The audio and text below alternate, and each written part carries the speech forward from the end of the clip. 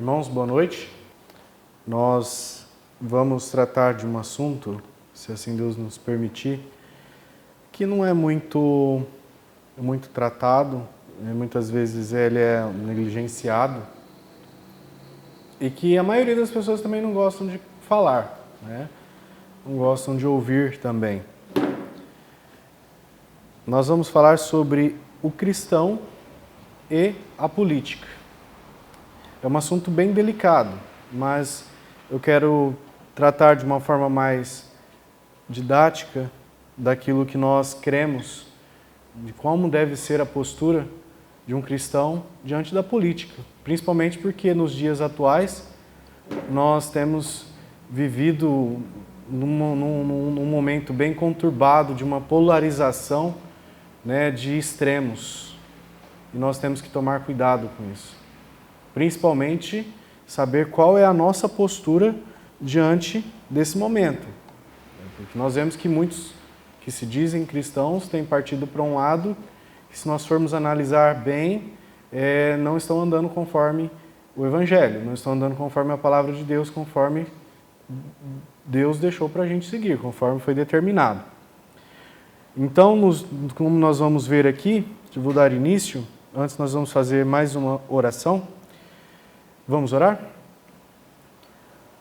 Pai, neste momento, nós te pedimos que o Senhor possa nos conduzir, ó Pai, a falar da Tua verdade, que possamos, Senhor, ser objetivos, direto, ó Pai, naquilo que o Senhor tem a nos ensinar, que possamos, Senhor, chegar ao conhecimento da Tua verdade e que nela, Senhor, possamos andar.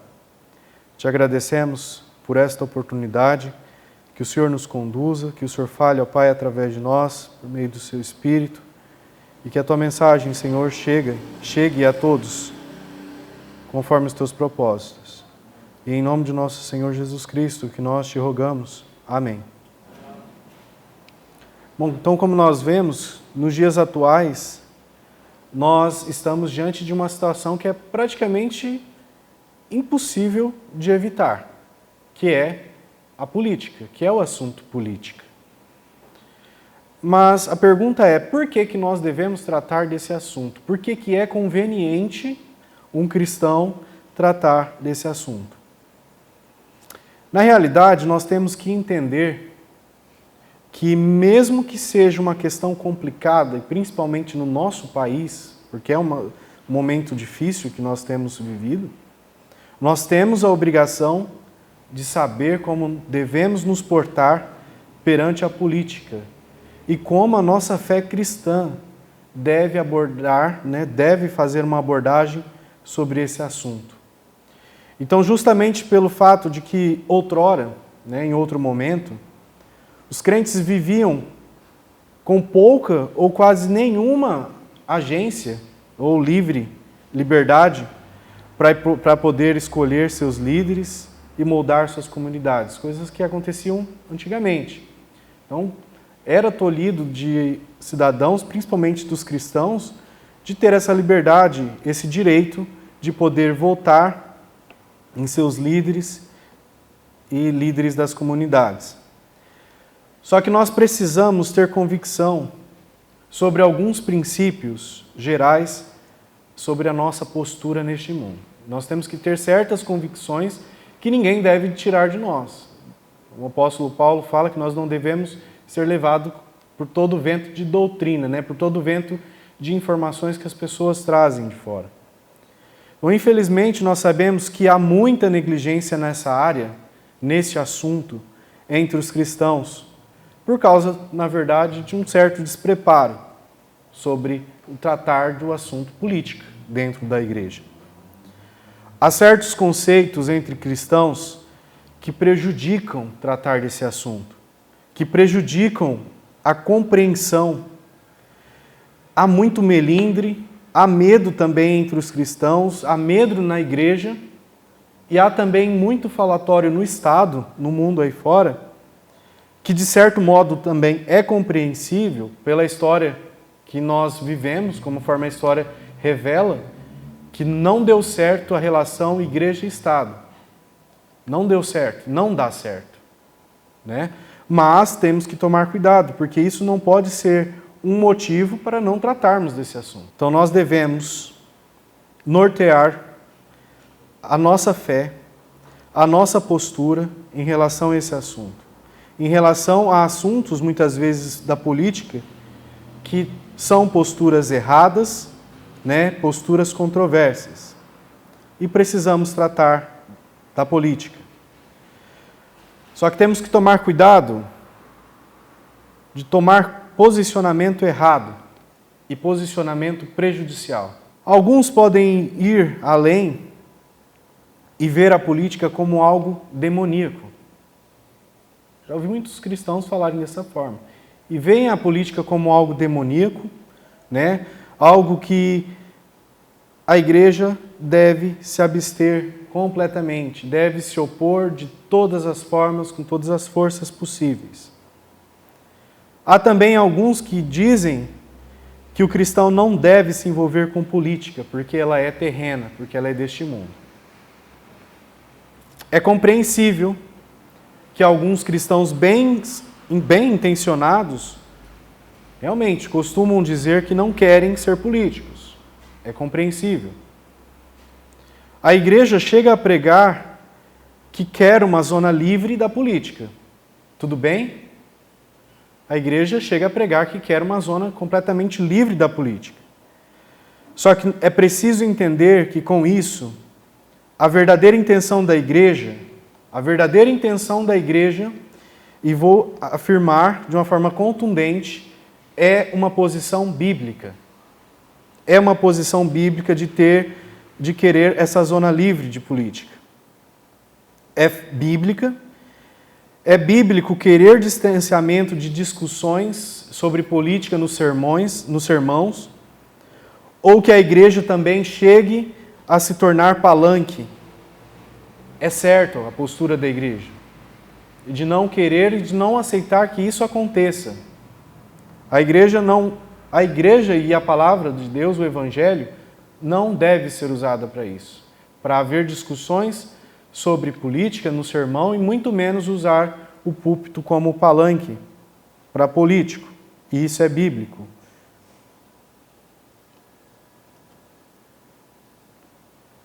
Não há ética cristã em fazer isso na igreja. Tá? Não há ética cristã se isso for feito dentro da igreja, seja onde for. Mas, como cristãos, como nós devemos enxergar a política? Como nós devemos enxergar a política?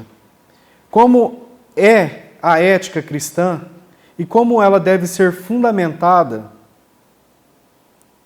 E qual deve ser o nosso posicionamento político como cristãos? Nós, primeiramente, temos que entender que o cristão, hoje, é cidadão de dois mundos. O cristão hoje é cidadão de dois mundos. Ele é cidadão do reino de Deus e é cidadão do reino político, do que nós estamos vivendo atualmente. Então, isto é claro e é óbvio para todos nós que nós devemos obedecer à lei da nossa pátria terrena, nós devemos obedecer à lei da nossa pátria terrena, isto é, deste mundo, da mesma forma que nós devemos respeitar e obedecer à lei suprema divina, à lei suprema de Deus. No caso de ser necessário uma escolha, e isso também eu acredito que não é duvidoso para nós, que se houver momentos em que nós devamos escolher entre a lei dos homens e a lei de Deus, nós devemos escolher qual? A lei de Deus. Nós devemos obedecer a quem? Obedecer a Deus. Obedecer a Deus, obedecer a lei de Deus ante a qualquer outra lei que contrarie, qualquer outra lei do homem que contrarie a vontade de Deus. São princípios fundamentais que nós devemos ter arraigados em nós, em nosso coração. Nós devemos mostrar respeito para com aqueles que interpretam as leis e para com aqueles que põem a lei em vigor, para aqueles que executam a lei. Da mesma forma que nós devemos participar ativamente na vida social, devemos participar ativamente na vida social aqui na Terra, devemos participar na vida econômica e política com o espírito e princípios cristãos. Deve haver uma participação ativa, mas com o espírito cristão. Tá? Com o espírito e com o princípio fundamental cristão.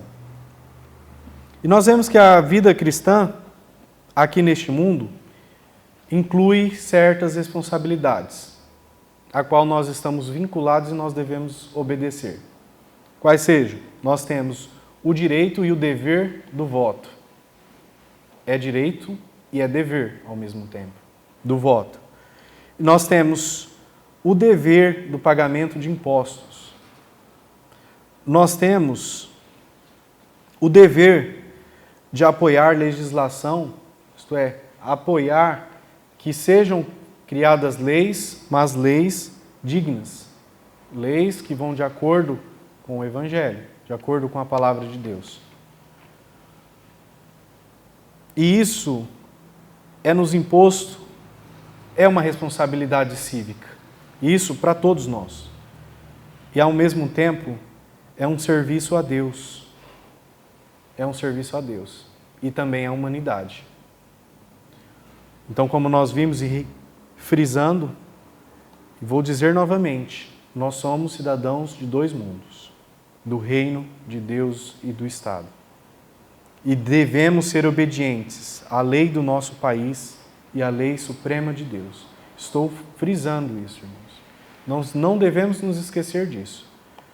E deve ser primeiramente obediente a Deus, por quê? Porque Ele é soberano. Ele é o Criador. Ele é o Rei. Ele é aquele que governa e controla todas as coisas segundo os seus propósitos. Como o Senhor do Universo, Deus controla e ao mesmo tempo Ele dirige a história, independentemente de quem está atuando na história, no mundo. Sabemos que Deus está no controle. Amém. E Ele está dirigindo. Amém. E vemos que, apesar do que nós temos presenciado na política, Ele é quem está à frente. E é Ele que tem misericórdia de quem Ele quer. E é Ele que endurece a quem Ele quer endurecer também. Lembra de Faraó?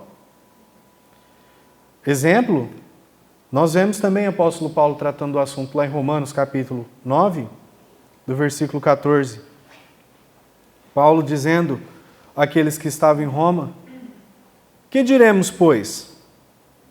Que há injustiça da parte de Deus? Há injustiça da parte de Deus Ele fazer o que Ele quer fazer? E o apóstolo Paulo mesmo responde: de maneira nenhuma. De maneira nenhuma. Pois diz a Moisés: compadecer-me-ei de quem me compadecer, terei misericórdia de quem eu tiver misericórdia.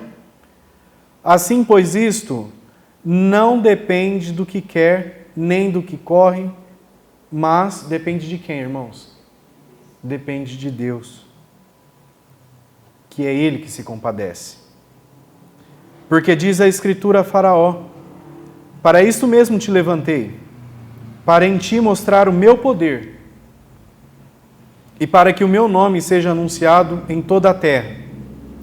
Logo, pois, compadece-se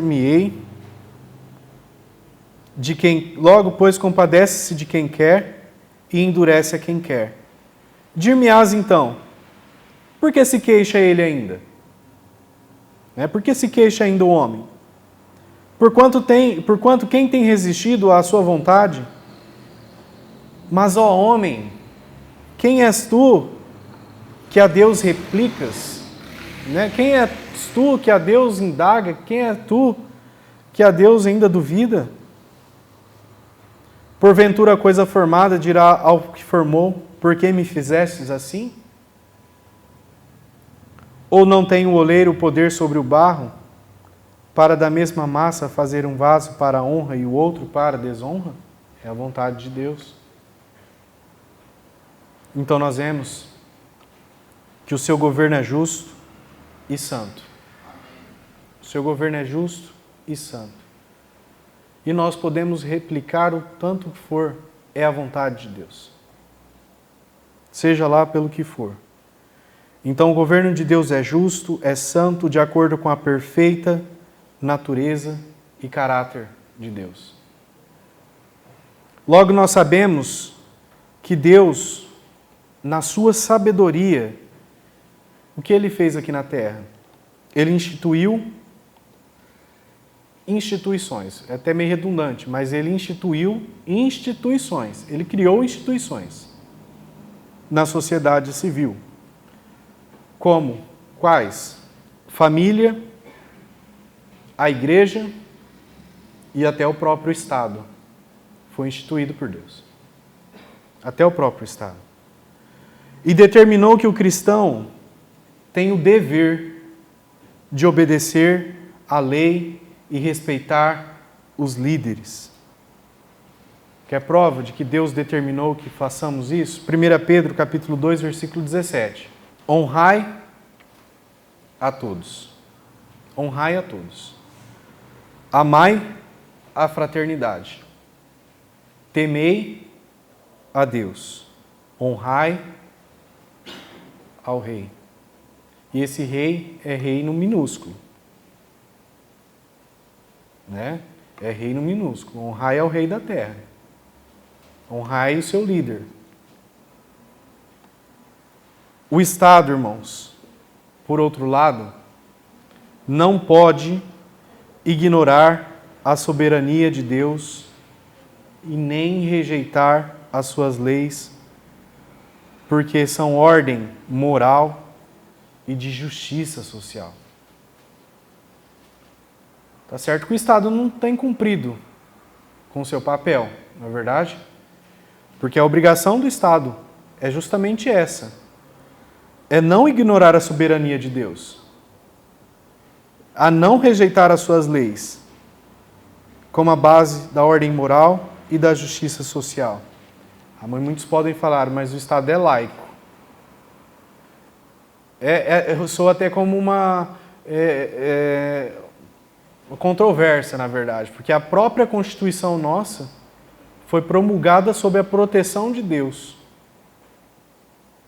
O preâmbulo da nossa Constituição fala que a Constituição está sendo promulgada sob a proteção de Deus. Então nós vemos que os cristãos, ao mesmo tempo que o Estado não pode ignorar a soberania de Deus, o cristão também deve aceitar suas responsabilidades.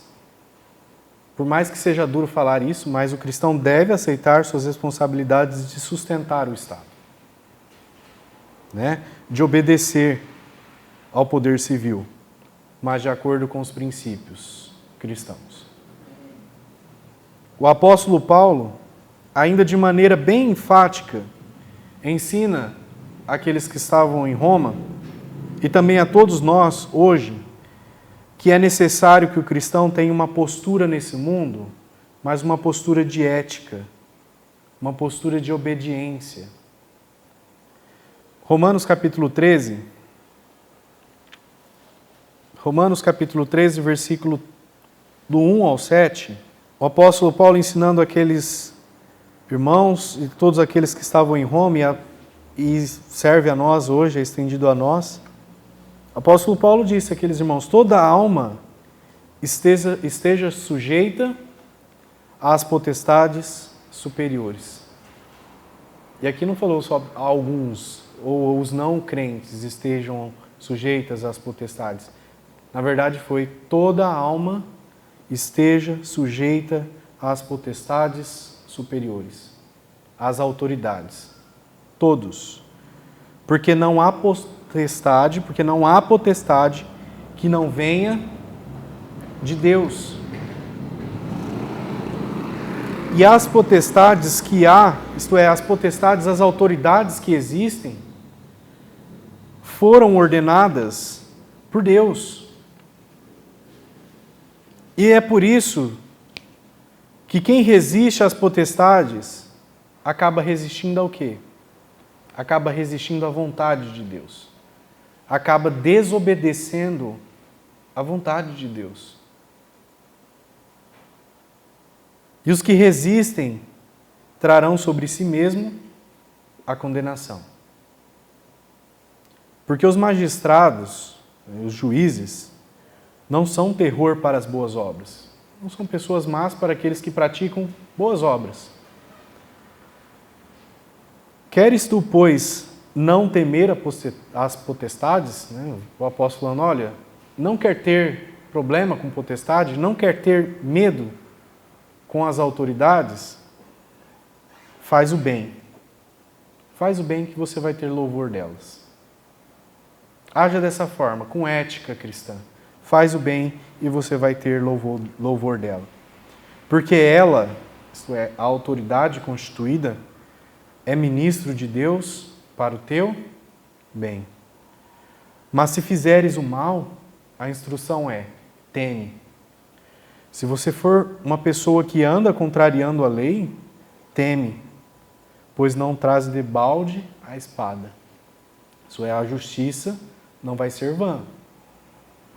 Portanto, porque é ministro de Deus e vingador para castigar o que faz mal. É uma autorização de Deus, para que aquele que faz o mal pague pelo que fez. Portanto, é necessário que lhes estejais sujeitos, não somente pelo castigo. E aqui eu achei muito interessante. Paulo falou, olha, é necessário que todos vocês estejam sujeitos, mas não apenas com medo do que vocês vão sofrer se vocês ir de encontro ou ir contra a lei. Mas não é só por isso. Não é só pelo castigo, pela pena, mas também pela consciência. É muito interessante isso que o apóstolo Paulo fala, né? Olha, não descumpra a lei, mas não apenas pelo que você vai sofrer, pela consequência, mas sim também pela sua consciência.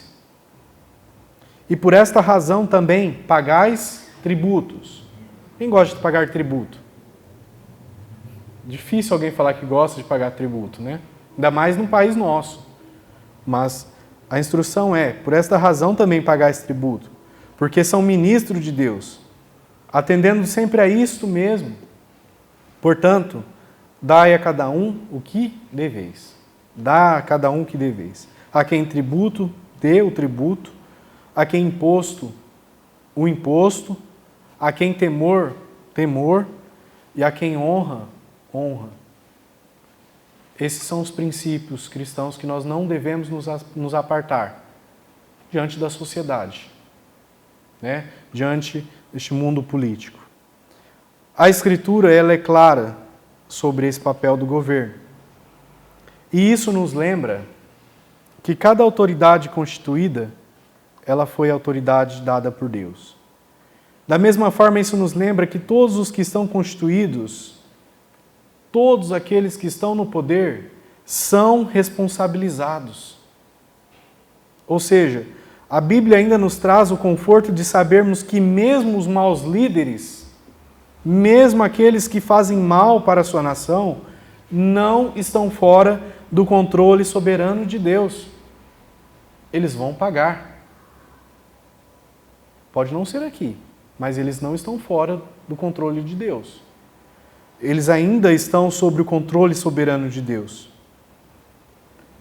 O próprio Senhor Jesus indicou a legitimidade da autoridade política. Jesus, quando veio na Terra, ele falou da legitimidade que as autoridades políticas têm e autenticou isso.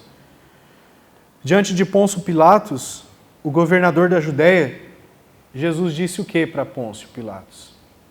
Nenhum poder terias contra mim se de cima não te fosse dado.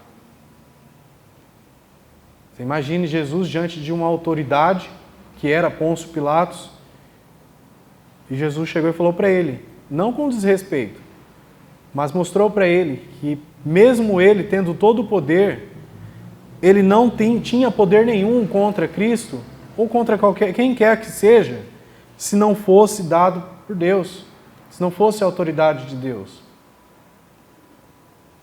O Antigo Testamento também aponta nessa mesma direção. Nós vemos na Bíblia, o profeta Daniel declarou que Deus é quem remove os reis e quem estabelece reis. É Deus. Né? Daniel capítulo 2, versículo 21. Deus é quem remove os reis e é Ele mesmo que estabelece reis. A igreja tem uma responsabilidade. E a responsabilidade da igreja é de orar pelo Estado. Alguém tem dúvida disso? A responsabilidade da igreja é orar pelo Estado. E orar e, ao mesmo tempo, declarar ao Estado e a todos o juízo divino em relação ao governo. Essa é a função da igreja. Orar, mas ao mesmo tempo declarar para o governo o juízo divino em relação ao que está sendo feito na administração da nação, na administração da nossa nação. De anunciar as responsabilidades de uma soberania autêntica e consciente. De anunciar os direitos de todas as pessoas. A igreja, ela deve praticar de uma forma coerente os princípios que sustenta e que devem governar a relação entre igreja e Estado. A igreja tem uma função muito séria em relação a isso. A igreja e o Estado têm essa função. O Estado de cumprir e a igreja de anunciar. A igreja de anunciar o juízo divino sobre o que está sendo feito aqui na terra. Devem permanecer distintos, tá? Devem permanecer distintos, mas têm a obrigação do reconhecimento e do reforço mútuo no propósito de cumprir a função divina. E eu quero deixar bem claro a todos que isso é uma responsabilidade tremenda, porque nós não estamos inexcusáveis, como diria o apóstolo Paulo, né? Nós não temos desculpa.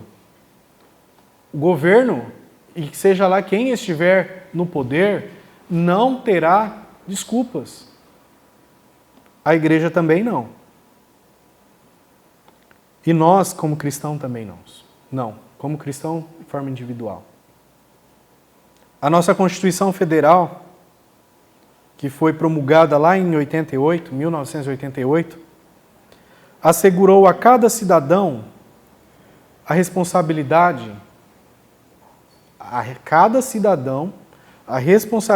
de constituir autoridades. E essas autoridades que vão nos representar e que vão administrar a nossa nação. Ou seja, o que eu quero dizer com isso? Nós temos um poder compartilhado. Temos um poder compartilhado entre nós. E por termos esse poder, nós somos responsáveis pela forma como a nossa nação é administrada. Nós não somos inexcusáveis, tá? Todos temos essa liberdade e esse direito. E somos responsáveis por quem nós votamos, por quem nós colocamos no poder, ainda que seja autorizado, ainda que seja da autoridade de Deus.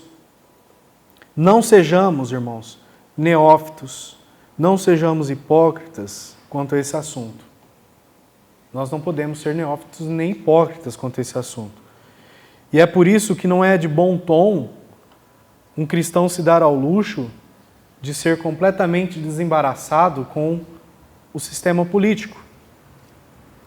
Só que, mais uma vez, eu deixo bem claro que nós não estamos tratando de assuntos partidários aqui na igreja, irmãos. O que eu estou dizendo aqui nesta noite e por meio da palavra, nós não estamos fazendo um sermão, uma meditação de forma partidária. Pelo contrário, nós estamos afirmando que cada cristão tem que tomar uma posição de forma bíblica perante este mundo. Uma ética moral bíblica perante esse mundo. Então nós não estamos tratando de assunto partidário, nós não estamos falando para os cristãos começar a seguir a política de forma obsessiva, né, de ficar vendo notícias e notícias, olha, não estamos falando também de ninguém aqui participar ou querer concorrer a um cargo político. A intenção não é essa, tá? Não é essa. Nós devemos usar aquilo que nos foi dado da melhor forma possível. E o que nos foi dado? Usar a nossa voz e também o nosso direito de votar de maneira que honre a Cristo. Amém. É sobre isso que nós estamos falando. Tá? Usar a nossa voz, usar o nosso direito de votar de uma maneira que honre a Cristo. A igreja ela tem uma posição de responsabilidade neste mundo. E estou repetindo novamente. Sua missão é para com o mundo. Mas seu caráter e ministério são espirituais. Essa é a missão da igreja. Tá? A missão da igreja é para com o mundo, uma responsabilidade no mundo. Mas o nosso caráter é espiritual. E, irmãos, mesmo que haja tanta corrupção, tanta podridão, nós estamos até cansados de ouvir, tanta corrupção, podridão, não seria melhor se abster de qualquer forma sobre esse assunto? Não seria melhor? Olha, não tem jeito mais, não tem jeito, não quero saber, é melhor nós não falarmos sobre isso, nem tocar nesse assunto. Só que se a gente partir dessa ideia, como que nós podemos falar que nós amamos o nosso próximo, se temos uma atitude como essa? Como que nós podemos falar que nós amamos o nosso vizinho, por exemplo, se nós falamos dessa forma, né? Como nós podemos amar aquelas pessoas que não são nascidas de novo, se nós temos a oportunidade de falar por eles, mas nós ficamos em silêncio? Não é? Como que nós podemos falar para uma pessoa que não conhece o Evangelho, que não conhece os princípios bíblicos, que não tem fundamentação bíblica sobre esse assunto, ou sobre todos os diversos assuntos aí que envolvam o mundo, e a gente vê o mundo indo cada vez mal a pior e não vai melhorar, nós sabemos disso, não vai. Cada tipo de ideologia que estão se pregando por aí, as pessoas estão abraçando, por quê? Porque muitas vezes nós estamos em silêncio. A igreja está em silêncio. E as ideologias estão chegando e eles estão fazendo um alvoroço e confusão e estão entrando em todos os lugares. E a igreja está em silêncio. Os cristãos estão em silêncio. Porque eu estou cansado de tanta podridão. Mas e aí? E essas pessoas que estão se perdendo? Essas pessoas que não tiveram a oportunidade de ouvir a mesma coisa que nós estamos ouvindo hoje? Como podemos amar nossos vizinhos empobrecidos se também não os defendemos? De dizer para eles, olha, é função do Estado, vocês têm direito também, mas não é só da comida. Tem direito de ter uma liberdade de se reunir numa igreja, de ouvir o Evangelho, de confortar o coração. Como nós podemos dizer que amamos as futuras gerações da igreja se nós não ajudamos a implementar políticas que possam garantir sua liberdade de culto? Porque nós estamos em silêncio, o Estado está cada vez mais trabalhando para acabar com a liberdade de culto, para desacreditar a Bíblia, para acabar de vez com a família. Eu acredito nas gerações futuras, mas estou aqui em silêncio porque eu não quero falar desse assunto, porque é um assunto chato, porque é um assunto que parece que não tem mais jeito, está impregnado nos governos desse país. Como nós podemos dizer que nós amamos essas gerações futuras, sendo que nós não temos trabalhado para garantir esse direito ao culto, essa liberdade ao culto, a garantir, irmãos, ao direito de viver. Ao direito de viver. Porque o que esse pessoal tem feito? Eles têm lutado para aprovar, por exemplo, a ideologia do aborto. E muitas vezes nós preferimos ficar em silêncio. E as coisas vão acontecendo. E nós em silêncio, não vou tratar desse assunto. Mas chegou ao ponto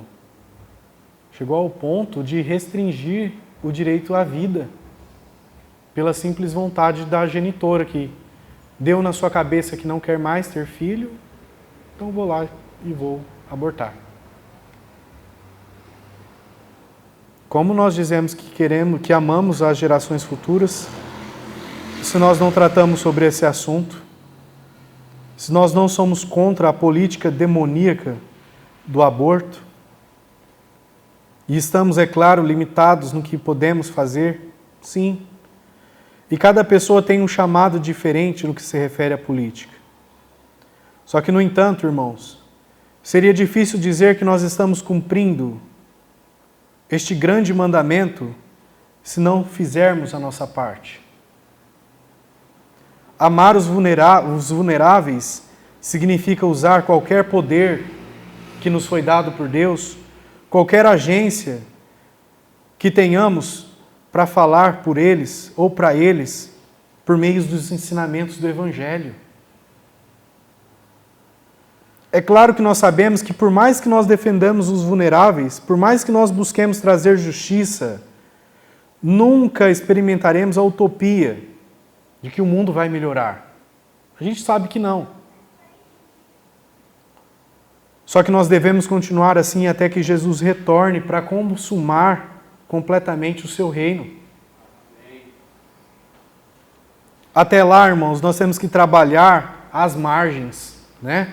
Já que nós não podemos bater de frente, vamos trabalhando às margens. Participando com Cristo na renovação e na restauração da criação.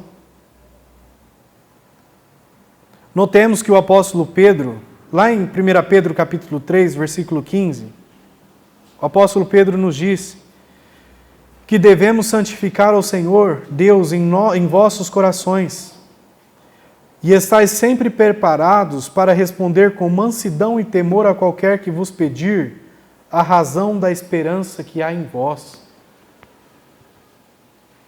Olha o ensinamento de Pedro, né?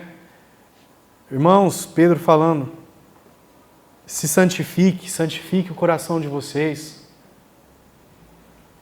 e fique preparado para responder a essas ideologias, a esses movimentos. Fique preparado para responder a qualquer pessoa. Por isso que ele fala, qualquer que pedir a vocês a razão da esperança que há em vós. Né? Responda com firmeza qual é a esperança que você tem no seu coração. Está aí preparado para isso. Os cristãos são chamados a se levantar, né? A permanecer firme. E a linguagem que Pedro usa é usada com os cristãos e são chamados a se levantar e permanecer firmes contra a maldade, a permanecer firmes contra a falsidade. Somos chamados a ser um seguidor de Jesus. E ser um seguidor de Jesus é estar fora de sintonia com o mundo em alguns aspectos.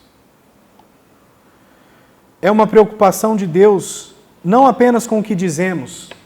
Por isso que Pedro diz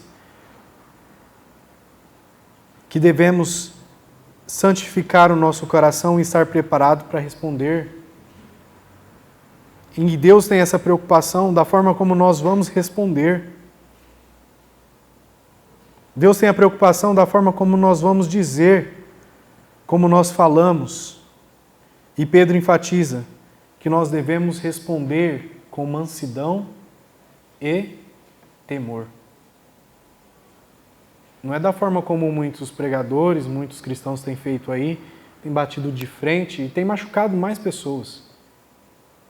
Pedro ensina, olha, esteja preparado para responder. Com mansidão, esteja preparado para responder com temor a razão da sua esperança. Vai chegar gritando, chegar impondo, machucando as pessoas com palavras, ofendendo.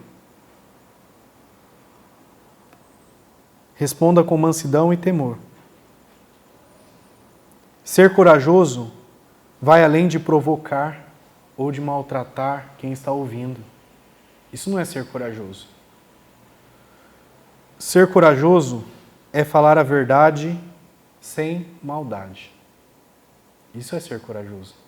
Você chegar numa pessoa, você chegar aí fora, quando for pedido a razão da sua esperança, fale com coragem, fale a verdade, mas sem maldade, em mansidão e em temor. Use o direito de liberdade de maneira sábia. De sermos cidadãos, mas cidadãos polidos, né? Cidadãos polidos no trabalho designado a nós pelo Rei Eterno. Por isso que a instrução é: fale com mansidão e com temor, porque nós estamos a trabalho de um Rei Eterno. Nós não estamos falando por nós estamos falando por Ele. E isso importa a maneira como fala, né? Importa a maneira como nós falamos dele e por Ele. Portanto, diante de tudo que nós vimos, nós como cristãos, nós temos a obrigação de orar por todos. E eles têm a obrigação de agir da maneira correta e trabalhar pelo seu povo. 1 Timóteo capítulo 2, versículo 1. O apóstolo Paulo dando instrução a Timóteo: admoesto-te, pois, antes de tudo, que se faça deprecações, que se faça orações, intercessões e ações de graça por todos os homens. Não é só pelos cristãos não, irmãos. Por todos os homens. Ainda mais, que se faça deprecações, orações, intercessões, ações de graça pelos reis e por todos os que estão em eminência, todos aqueles que estão no poder, para que tenhamos uma vida quieta e sossegada em toda a piedade e honestidade, porque isto é bom e agradável diante de Deus nosso Salvador, que quer que todos os homens se salvem e venham ao conhecimento da verdade. Essa é a vontade de Deus. O cristão, como nós vimos, deve ser um bom cidadão. E Jesus também falou sobre isso. Olha lá, Mateus capítulo 22, versículo 15 e 22. E então, retirando-se os fariseus, consultaram entre si como surpreenderiam em alguma palavra. Eles estavam querendo testar Jesus, né? Estavam numa situação ali e eles queriam pegar Jesus e testar Jesus. Vamos ver o que ele fala, se ele vai ser contra o que a lei manda, né? E o que eles falaram?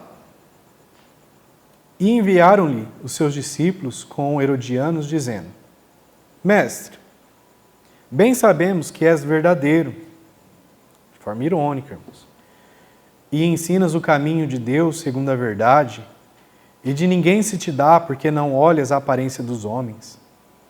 Dize-nos, pois, que te parece. O que você acha disso? É lícito pagar tributo a César ou não?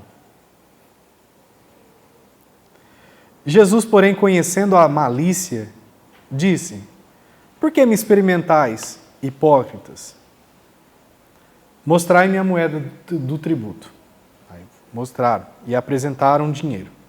E ele disse-lhes: De quem é essa efígie e esta inscrição? Dizem-lhe eles: de César. E então ele lhes disse: então dai a César o que é de César, e a Deus o que é de Deus. E eles, ouvindo isto, maravilharam-se e, deixando, se retiraram. Foi uma situação bem atípica, né? E eles tentaram pegar Jesus ali no jeito e Jesus ensinou. Ensinou e mostrou para eles como devemos agir. Nunca devemos nos esquecer que quando o Estado, as autoridades e governantes se opuserem aos princípios pelas quais Deus nos guia, então nós devemos nos opor a eles. Protestar contra aquilo que Deus proibiu, ou até mesmo protestar contra aquilo que o Estado proíbe e que Deus exige de nós. E isso pelo simples fato de que a soberania do Estado, em nenhuma hipótese, deve prevalecer sobre a soberania de Deus. E é dever do cristão ainda, de forma pacífica e ordeira, protestar contra a ilegalidade política. É dever. Protestar contra a ilegalidade política. Jamais podemos ficar calados e nos omitirmos contra a imposição de leis que permitem um aborto em toda e quaisquer circunstâncias, de leis que permitem a liberação do uso de entorpecentes, de drogas, de leis que restringam o direito à liberdade religiosa, de leis que destruam de vez o conceito bíblico da família, que proíbem ou retiram dos pais a autonomia de educar seus filhos e relega ao Estado fazer. Temos que tomar cuidado com isso. Não podemos nos omitir enquanto todas essas coisas estão acontecendo e a igreja e o povo de Deus permanecem em silêncio, calados. Não podemos votar, irmãos, em pessoas que defendem essas ideologias. Não podemos. Não podemos ser simpatizantes com pessoas que pregam isso, que defendem essas ideologias. Não podemos compactuar com posições demoníacas, de agendas tendenciosas a destruir a liberdade pela qual nós somos chamados. Nós somos chamados à liberdade. A nossa missão é manter a luz acesa. E eu achei muito interessante o hino que nós cantamos por último. Eu até marquei ele aqui para a gente ler ele de novo. O Brilhando, né? Olha, na segunda estrofe. Eu quero em tudo exaltá-lo, na escola e no estudar. Nunca também olvidá-lo, isso é, nunca também deixar de esquecer dele em casa e no brincar. Se esta é a tua vontade, lá no 3, no capítulo, na estrofe 3, como um viver diligente, assim me quer Jesus, sempre com o rosto contente, brilhando como a luz. Olha na estrofe 5, se esta é a tua vontade, brilhando viverei, e pela tua bondade ao lindo céu irei. É questão de brilhar, irmãos. Então, a nossa missão é manter essa luz acesa quando a escuridão quiser dominar. Quando a escuridão quiser dominar, nós temos a obrigação de manter essa luz acesa, de brilhar. Nós, cristãos, não estamos no mundo apenas como figurantes, né, como enfeites. A vida que aqui vivemos deve deixar um sinal, porque do contrário, nós viveremos a nossa própria falência. Por definição, um cristão, ele deve ser significativo. A sua vida deve produzir sabor, gosto, deve produzir luz e direção. Jesus, no Sermão da Montanha, lá no capítulo 5 de Mateus, deixou claro que essas pessoas são bem-aventuradas. Bem-aventurados os que sofrem, lá no capítulo 5, versículo 10, os que sofrem perseguição por causa da justiça, porque deles é o reino dos céus. Bem-aventurados sois vós quando vos injuriarem, perseguirem e mentindo, disserem todo mal contra vós por minha causa. Bem-aventurados.